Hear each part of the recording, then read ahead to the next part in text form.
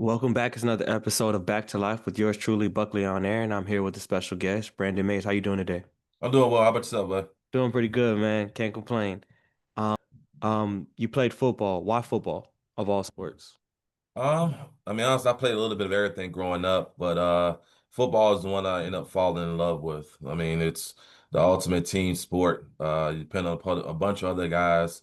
Feel like most sports, like basketball, even it's a team sport, but if you look around, even the NBA and stuff, you have one good player. A lot of times you can still make it far. On football, you have one good player. You can still be a terrible team. All right, so it takes a unit. So that cohesion piece of it was interesting to me. Got you. What position did you play? So growing up, I played running back, receiver, and corner. When I went to college, I transitioned from corner to safety. Got you. Before you went to college, was there a specific position that you preferred? Um, Honestly, I liked wide receiver, but I liked hitting people. So always defense, the corner, being able to try to shut down their best receiver and coming up and making a big hit was the best of both worlds for me. Got you. So for high school for you, what was that high school career like for you? My high school was interesting. So, originally grew up in Orlando, Florida. So I went to a really big school called Dr. Phillips, in Orlando. So yeah, so it was different from like being up here in Virginia now. So when I went to Dr. Phillips, I played ninth grade ball, 'cause we had a freshman team. And then I played JV and then we moved. Hindsight being 2020, I had some saying if we was gonna move or not. I probably would have stayed. But the prospect of actually coming to Virginia and playing basketball with some of my cousins was very interesting. Something I wanted to do because I came up to visit every summer. So I transitioned from Florida to coming to Virginia, where I actually didn't know what high school I was going to go to until probably about a week before school started. I thought I was gonna go to one school in the county up here called Amherst, and then I ended up going to EC Glass. So practice had already started, so I came out late. That whole summer, I actually had played travel summer ball with the Amherst basketball team, thinking I was gonna go to that high school, and end up transitioning. So that was a little bit of a different experience, being a new guy, being from Florida, coming in. Some of the guys didn't quite know what to make of me to start to start with. But that was a little bit of experience. So starting fresh. So it's almost like a college experience, right? So you come in, you transfer into a new school. Everybody already have their cliques and friends that maybe they grew up with since like knee high and elementary school. So you're trying to sort of find your place. Feel like I did a good job of finding my place once I got there and earning everybody's respect. Got you. So I went to Apopka, so that's why the thumbs down on the You Dr. good? Phillip. I figured it was somewhere around there. Yeah. But can you speak on that the decision? Like you said, you kind of had to say so in choosing whether or not. And I mean, if anybody knows anything about the Orlando area, Dr. Phillips is a pretty prominent school in terms of athletics. So for you to make that transition and you kind of had a say so in it, can you speak on how you felt? Obviously, like you said, 2020 hindsight, but even in the moment, having to make such a big decision. So in the moment, it was just the best decision for our family. Um, I tell people my story, the good, the bad, the in between, so people can learn and grow from it. From our perspective, my dad and my mom they separated. My mom started having some health issues. Our family's originally from Virginia, area, so for her, it was about moving closer to family in case her health progressively got worse. And so at that time, we didn't know what that would look like. Thank goodness, years later, she's still here and everything's going well. But for me, it was not a decision about myself. It was more so about my younger sisters and my mom and what would be best for them. Gotcha. So that's what that decision ended up boiling down to. And then, like I said, I had come up every summer and hang out with my cousins and stuff over here. We have a close knit family on that side. My mom has a lot of sisters and brothers. I have a lot of first cousins. And so two of my cousins went to Amherst. One was the same age as me and one's a year younger than us. So I was like, hey, if we could all play on the same team, that would be pretty awesome. And so even that summer experience of playing basketball with them was a pretty cool experience. And if it would have happened, that would have been the first time I feel like that you saw three like first cousins all on the same team carrying that last name Mays running around. Would have been great. But at the end of the day, I still close with some of the guys down there. I still come to Orlando. Um, as a result of moving here, I mean, I got three beautiful boys, so I can't look back on it and have too much regret on that piece of it. Got you. Also with the transition, and then being that you were at Dr. Phillips, did that affect your recruiting at all, or were you not being recruited at that moment?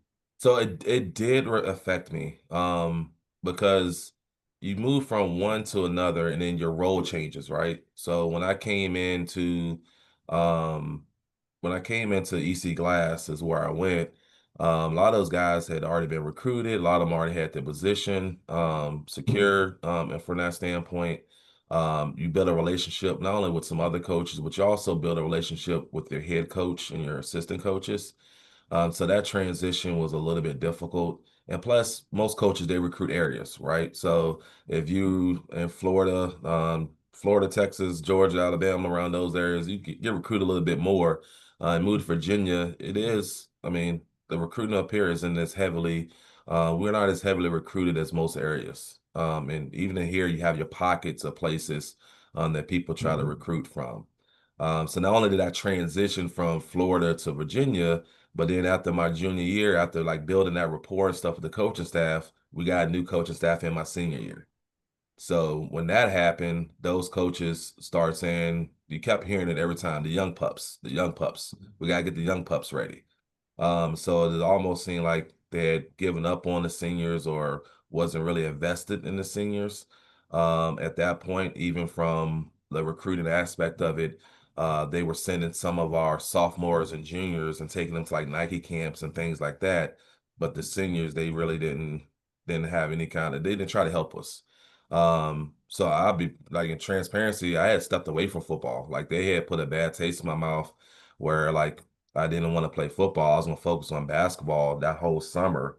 As we transitioned, because if got that sense, and it was like several of us seniors that weren't gonna play. Then ultimately the coaches, I guess, realized that we weren't gonna play or realized that they needed us. And so they came and approached us and we went ahead and decided to play probably like 3 weeks before the season started. Got you. I know you kind of mentioned with basketball. Was that something that you also had prospects of college with as well, or you just were going to focus on it out of the love and fun? I didn't have any prospects on it. Honestly, that one was a little bit difficult too. I played AAU basketball. I felt like I was probably one of the better kids on the team. At when I was in at Dr. Phillips. But I'm 5'9". So that piece of it, I'm 5'9", but I was a scorer. I was a good assist person, good point guard. I was more of a scoring point guard than anything, with penetration and addition. Um, but at Dr. Phillips, I mean, on my JV team, I was the shortest person. Next shortest person was like 6'2". So Right. from that standpoint, that was a little bit of mixed match. But when I came to Florida, came to Virginia, again, sort of finding my place and earning people's respect and finding my way in there. Once you get on the floor, but it was just a passion, man. I was like basketball was it was one of those things where I was always quicker than people, and it was probably with my sixth grade year where people start playing off of me, and they're like, all right, well, let's let them shoot. And it's like, okay, well, that's what I'm gonna do. So I just had in my hand, so I end up like I get off the bus, go to basketball court, shoot like 100 3-pointers like every day, like it's nonstop, just shooting threes. Then I end up turning into a 3-point shooter as well, and then it was hard to guard me. So it was one of those things that I looked at as like cross training, a challenge type deal. I was always looking at different ways to develop skills. And that was brought to me by my middle school coach.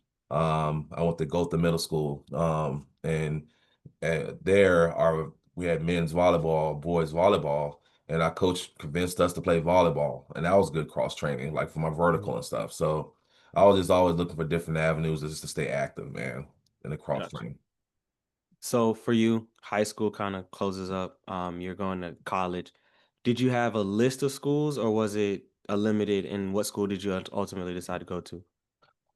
So I had a couple of prospects as far as going to HBCUs.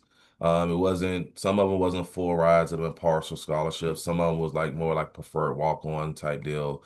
Um, and then honestly, there was a school that I ended up going to. I ended up going and playing Division 3 is what I ended up settling on. I had no idea what Division 3 was. Being from Florida, never heard of Hmm. D3. Right. Didn't know what it looked like. When the coach came to our high school and was talking to us, and after he left, I was what is Bridgewater College? Like what is this school? What is D3? Like what is this all about? And one of the guys he moved from Georgia, and I guess in his area he had a couple of D3 schools, and no, like he said, D3 is football. Said you don't get a scholarship per se, but they find money for you if they really want you, type deal. So they can't call it an athletic scholarship, but they'll find it's scholarship money for playing sports, essentially what it is. But Bridgewater at that time, the reason he knew a lot about them was they had just went to the national championship for D3. Hmm. So they had just went to the national championship game that year. And so he knew a lot about them. I started doing research. They recruited myself and three other guys, like heavily recruited us and wanted us to come there from our school. We all went on a visit. We all fell in love with the campus. We all it's near James Madison University up here, which is was like 10 minutes away from James Madison. And there's two other colleges and universities. So I was like, all right, well, you get the big campus atmosphere with JMU as far as like Greek life, party life type deal. But Yeah. then you had that small, intimate setting. And I'll be honest with you, I don't know if I would change that experience for the world of choosing to go to Bridgewater College. I think and like even looking at it now, I didn't realize I knew we were successful the 4 years that I was there. I didn't realize how successful we really were until last year when they start talking about inducting our head coach into the Hall of Fame at Bridgewater College and looking at his record and how many conference championships games he's won and stuff. He won 5 conference championships. When we were there, we won four. So Okay. the years that I was there, we won the conference every year. We didn't lose a conference game.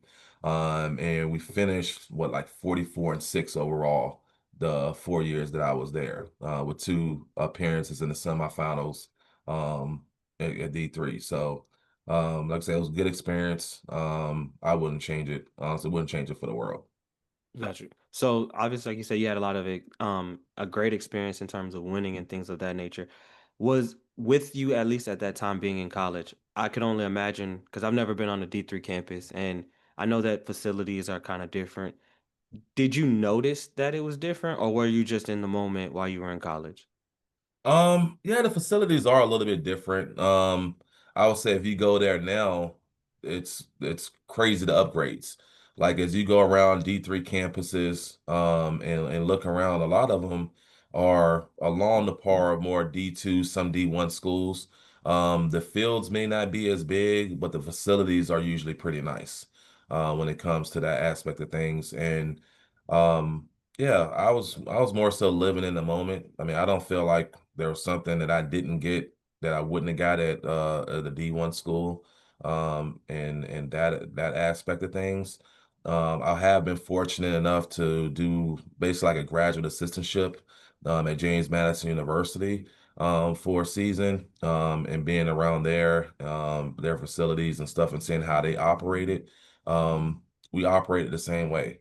I mean, as far as the expectations, film room, study time, things at our disposal. I'm old. The only thing that the thing that was different was we didn't have like huddle and different things like that where you can easily watch game film of yourself or watch your opponent scout team and stuff like that. But outside of that, everything else is pretty much on par. Got you. So, with you playing D3, I would imagine most athletes' idea of college is playing D1 or the FBS and things of that nature. Was there a opportunity to transfer, or did you ever consider it? See, going back, honestly, after I graduated, I looked and like I probably should have. Like I would have. I think I had the skill set to do so. And just to see where think what just to see where I was stood up, like stacked up. And you see it around now, right? So here at James, like I said, I'm near James Madison University. The head coach there just left 2 years ago, went to Indiana, right? And he took a lot of his players from James Madison University when he went to Indiana and had success immediately. They're undefeated this year. And so I think sometimes it's people don't realize it is a fine line between being D3 to D2 to D1 athlete. Sometimes it's the speed of things change.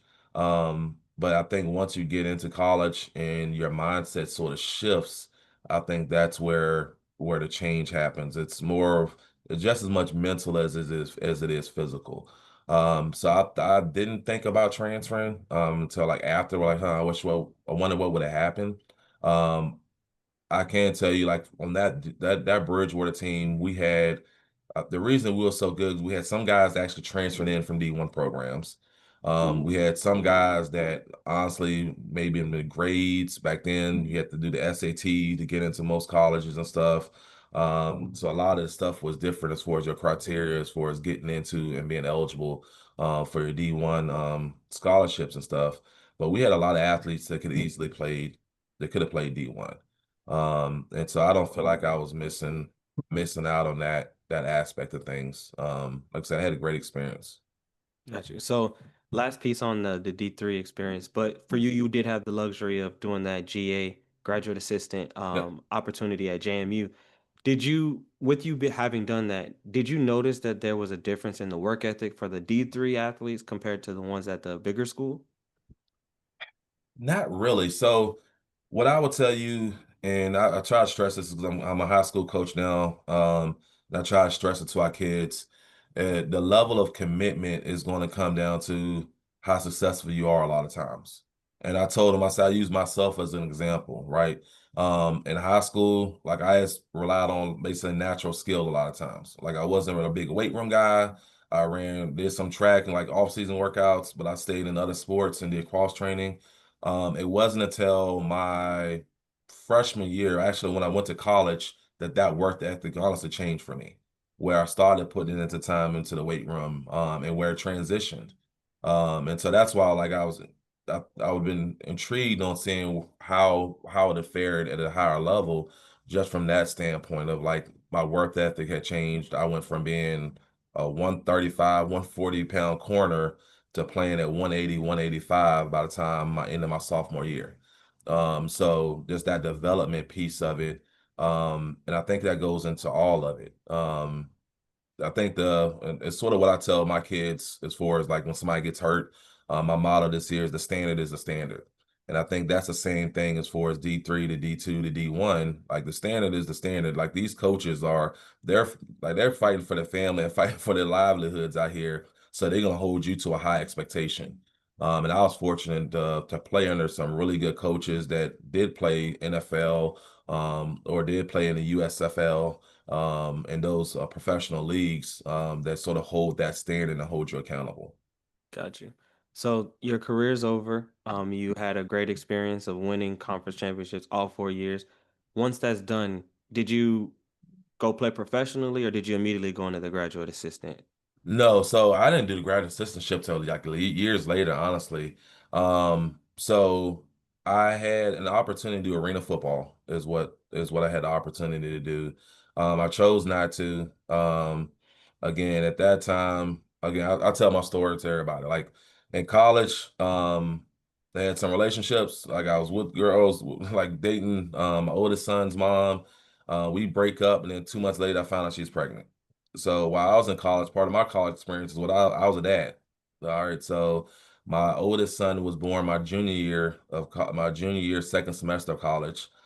So not only am I playing college sports, but now I'm also working full time to try to support my son and her on that aspect of it. And then that didn't work out. But then my fiance at that time, she gets pregnant, and so she didn't have a baby till like 2 weeks after I graduated. So I had my two sons, a year and a half. Um, by the time I graduated, I had to go into the workforce. That ultimately, arena football, I mean, it wasn't going to pay the bills and stuff, so I entered the workforce at that point. Got you. So with doing that, and now I imagine that's a huge adjustment because the dream is that's almost essentially there, or at Yeah. least the dream of playing professionally. And can you speak a little bit on how, if it maybe it wasn't difficult, but how difficult it may have been to put that aside and say, I gotta take care of these responsibilities? Um, it was difficult. I'll be lying if I didn't say it wasn't. Um, it was so difficult to the fact that you go around and you see like baseball players, even to this day, right? They're doing softball leagues. You know what I mean? Just to stay around the game. So for me, it was sort of the same way. I never really heard about. I know now flag football is starting to become more prominent, as far as like high school and girls sports, and also like the U.S. Olympics starting to do have flag football for the Olympics. So the way I held on to it honestly was one of the guys that I played with was approached about playing on a flag football team. And I was like, flag football, like, what you mean flag flag football? Like, and so I got into flag football and I didn't realize how competitive and serious flag football was. But I got on a team and they had like states and we qualified for nationals several times. We won nationals one year up here. So that's how I started to stay involved with the sport was to scratch that itch was doing flag football. Because at the end of the day, you grow up, and I played football since I was 6 years old. So you playing football, and then all of a sudden it's done, and you try to find a way that competitiveness, right? You just that competitive nature in you, especially if you once you start playing college. Um, and sometimes college isn't for everybody, and that's how I knew that like football was my love was because um, D3 a lot of times they'll bring a lot of guys in, and by the time the season started, it dwindles down, right? So we started off probably with like 30 people in my class, 30, 40 people in my class when I came in college, and it dwindled down to like 15, 20. So when that stuff started to happen and you start to reflect on things, you realize that that passion and that itch and that competitiveness is there. And so that's how I continued on with the sport originally. Got you. So with you doing the flag football stuff, did the opportunity to potentially trying to attempt to do the arena football or USFL come back again, or did you ever try to scratch that itch in that regard, or did was it just done after that? After that, that was enough for me. Like, I mean, the flag football, honestly, like I said, I didn't realize how competitive it was.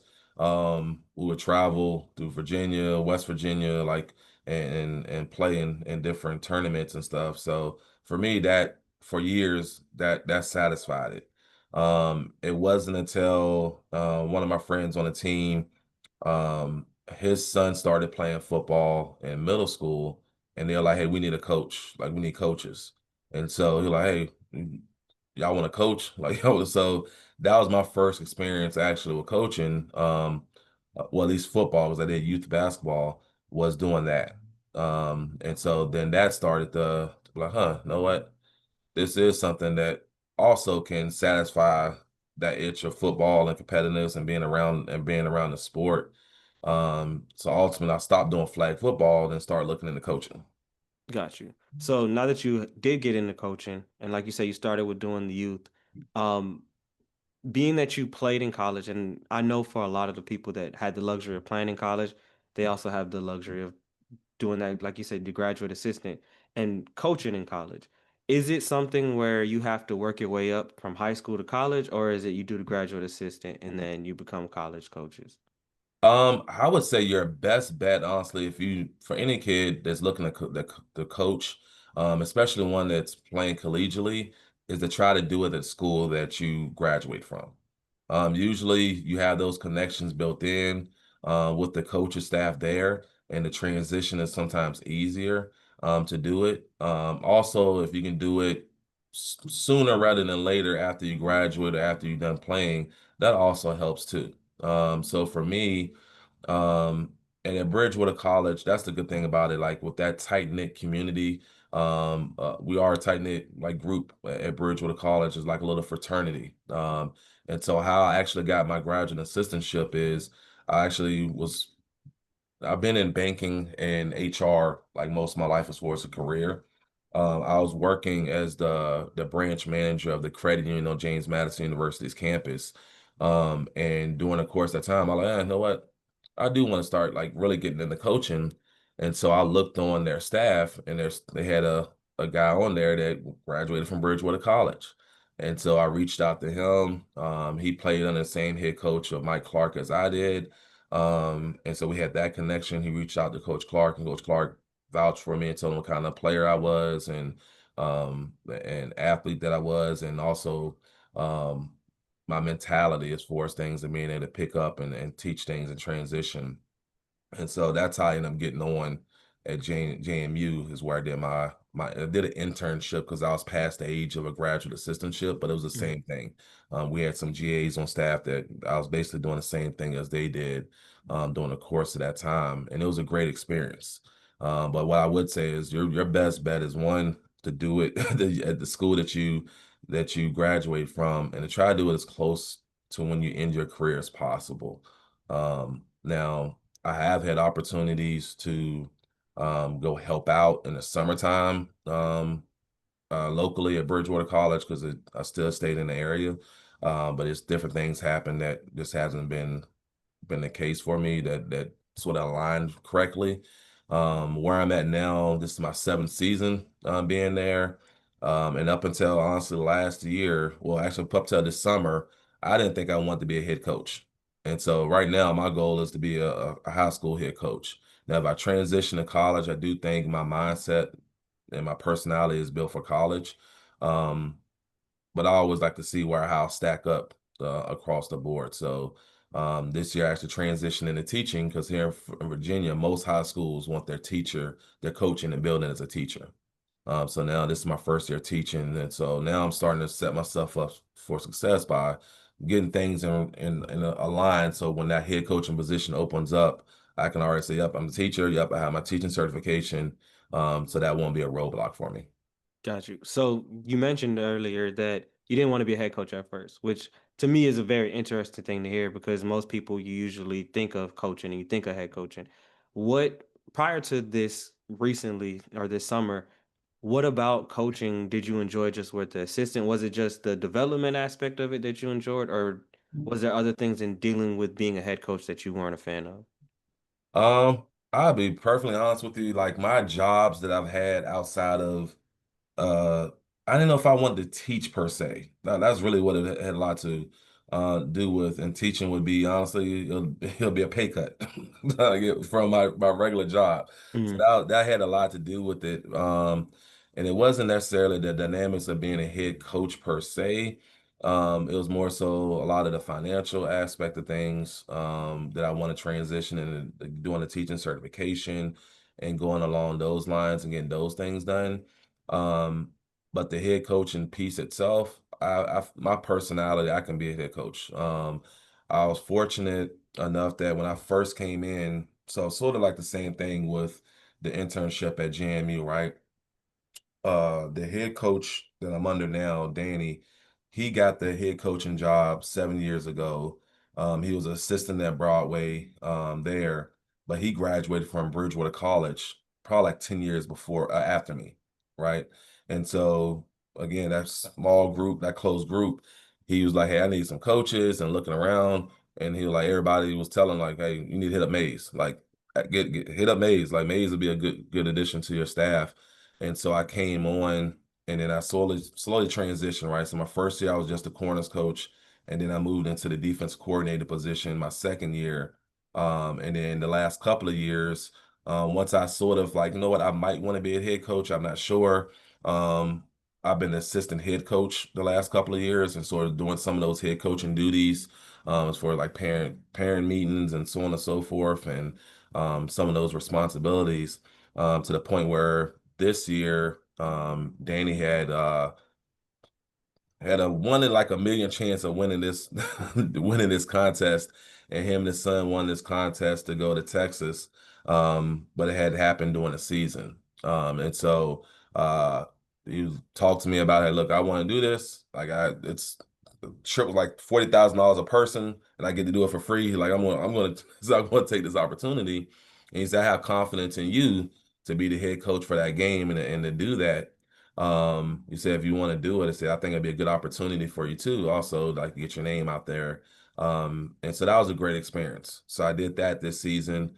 And I didn't even know it until like after the post game, do a post game interview, and the reporter from the news is there. And he's talking to me, and he's like, "So how does it feel to be the first African American head coach to get a win for the football program?" And I was like, "What? Like it's 2025. I didn't know that." You know what I mean? Like Right. I didn't know that was probably still a thing out there. It wasn't on my radar at all. But it's still pretty cool, right? Because I've been a part of that community now for 7 years. I've always been treated with respect, and it's been a good experience. The experience there. It is in a rural area. We are one and only high school that's actually in a town around here, which has been a really great experience. Because this was a year where we was 3-6 going into the last game. My oldest son, he had his senior night, so I went to his senior night and went there, and then I came back to our game at halftime, after halftime, and I couldn't find a parking spot. And I'm like, what other school you can go to where you're 3-6 going into the last game, Right. not going to make the playoffs, you're really not playing for anything, but where the stands are packed, and that community piece of it has been real cool. And so being the first Black coach to get a win there was pretty special from that standpoint. To be the first to do anything right is usually pretty Right. cool. So that Yeah. was a pretty cool experience. Got you. So I did some research. So I see that you guys are 8-1 this season. Yeah. And I also saw that, and I also read the article where you were the first Black head coach to win for that school.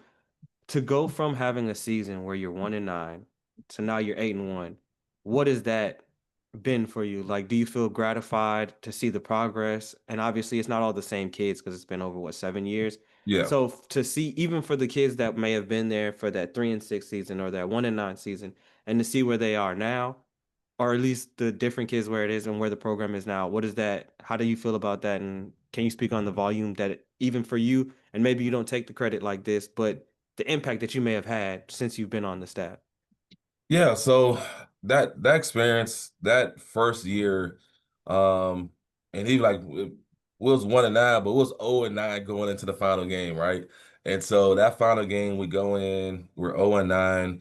Um, and believe it or not, like most of those games were close. There was a lot of guys that we had thought was gonna be able to rely on, that sort of tapped out on us as far as seniors go, and some of our scheme was built around those seniors. And so when they sort of tapped out, it did hurt us. But we had young guys in there that kept fighting and working and building. And so we get that final win to end the season. And it did go into the next season to help start building the program. Um, Being there again, we're in a town, we're in a community. And so yeah, most of those kids wasn't a part of that as far as playing, but on that team, the cool thing is some of their brothers were on that team. So I have the younger brothers playing for us now, playing for Okay. me now. So they was around it, they saw it. Even that year where we went 3-6, going into that final game, and finishing 4-6. Those kids, our seniors now were freshmen, was freshmen that year. And we have traditionally, at least me on defense, I'm gonna play the best kid. So I don't care if you're a freshman, sophomore, junior, senior. I want to play the best kid, and if it's close, then I might give the nod to the senior. But you best believe that underclassman is going to get some reps on that piece of it too. And so some of our freshmen actually really played valuable time on those teams and got that experience. And so just to see the commitment from some of those kids for like sticking around in that hard 3-6 season to where we are now is just not only just a testament to our kids, but also to our coaching staff, because the majority of us the core group has been together this whole entire time. So they're seeing that build. We knew this year was going to be something special um, before the season, just because most of our seniors have been playing since they was freshmen. So I mean, you can't put a value on experience as far as playing time and getting in there. And I think that piece of it is holding true. And so we have a nice mix of not only seniors, but we got a lot of impact sophomores on this team as well, which makes it nice for not only just looking at it, say, all right, the cupboard's going to be bare after this season, but looking at next season and what's going to return. Gotcha. So I got a couple more questions for you in reference to the coaching. So for you, you also mentioned that you started out as a DB's coach, and then you became the defensive coordinator, and then you became the assistant head coach or associate head coach. With those different roles, like I'm familiar with basketball, and I do know that they have position coaches and DC, OC, all those things. But can you speak to what those different roles actually look like in terms of when it comes down to coaching, game planning? Like, how does that particular each position kind of look different? Yeah, some of it boils down to your staff, right? So what I mean by that is what the head coach expectation is, or what the coordinator's expectations. So your offense or defensive coordinator's expectations. So my first year when I was the DB coach, the head coach, he was actually the DC that year. And so part of my role was like him, his experience was he played D line. So the box, so the D line, linebacker, that was his experience. So coverages wasn't quite what he was used to, or wasn't his wasn't familiar with it. So my role as the corners coach was also to be almost like the pass game coordinator for the defense, of more so dissecting the team's the offense's passing game, what they like to do passing wise, routes, who they like to get the ball to sort of figure out what coverages we're going to run. A lot of times that's not the case when it comes to um, a corners or position coach. Usually your DC comes in, and sort of what I do now as the DC is I go through and I scout the other team. I look at what they're running. I try to figure out game plan wise, who they're trying to get the ball to, what direction, what kind of tendencies I can pick up on. And then I sort of come up with a game plan, and I tell the staff, hey, this is what the game plan is going to be this week, and this is what I need you to focus on. During the course of that time, for me as a DC, I lean on my offensive coordinator and he leans on me. So he'll watch the other team's offense, I'll watch the other team's defense, and then we'll trade information as far as, hey, this is what I see them doing, and what you might want to look at. And then also on my staff, the head coach, he's my D-line coach, and then my safeties coach, I rely on those two as well. Like today. I'm going through watching a film from last night's game, breaking that down, and then I'm going to start scouting the team that we play on Friday and try to come up with a game plan for them. And then usually I send things to them. Hey, this is what I'm thinking. What did you see? What are you thinking? Just to sort of get their vibe and feel off of it. But usually the role is that piece of it. It's a lot more on you as the DC. Like you're going through and you're trying to figure out, all right, do I want to blitz more? Do I not want to blitz? All right. Can I personnel it? Meaning, do they have some kind of tendencies where they bring certain people on the field and take certain people off? Those usually are things that I'm looking for as a DC. And then as the associate head coach, we have headsets on the sideline. And so there's only two head coach headsets. So the head coach headsets, basically you can flip back and forth between offense and defense. So again, that communication piece, I communicate with the offense and say, hey, look, you might want to look at this. This is what the secondary is doing, or this is what they're doing in the box. So there's that role of it when it comes to it. And also having to say sometimes if we're going to go for it on like fourth down and things like that, as far as it's going to go back on my defense. So hey, like we're thinking about going for it here. Are you good with that? Yeah, let's go ahead and go for it. Okay. And then last question with the coaching aspect for you, and not to age you, but I know that you were saying that you are older, and but I know a lot of times now when it comes down to coaching, especially when it comes down to coaching, there's a element where there's a lot more sensitivity when it comes down to how to coach a player, etc. So for you, how has that come into play? Like, have you had to coach differently? So again, this is why I think my personality is more so built for a head coach, right? I've been told that by some of honestly former coaches that's on our staff, some of the former players, some that's on the staff now. Is my personality is I coach the player. And so what I mean by that is yeah, I'm more of an older coach. The way I was coached we have some coaches that I've seen in other teams, our team that coached still the way that we were coached when we were growing up. For me, I coach the individual. So meaning, you know what? If I know you and we have a rapport, and I know for you, if I'm yelling at you out loud and like digging in you, that you're a player that's going to shelter in and that you're not going to respond well to it. All right, why would I do that? All right, so that's not how to get the best out of you. Now if I have another player, maybe that's how they feed. Like they feed off that piece of it. So my personality and how I coach is more so it's individualistic. All right. And so my players know that about me.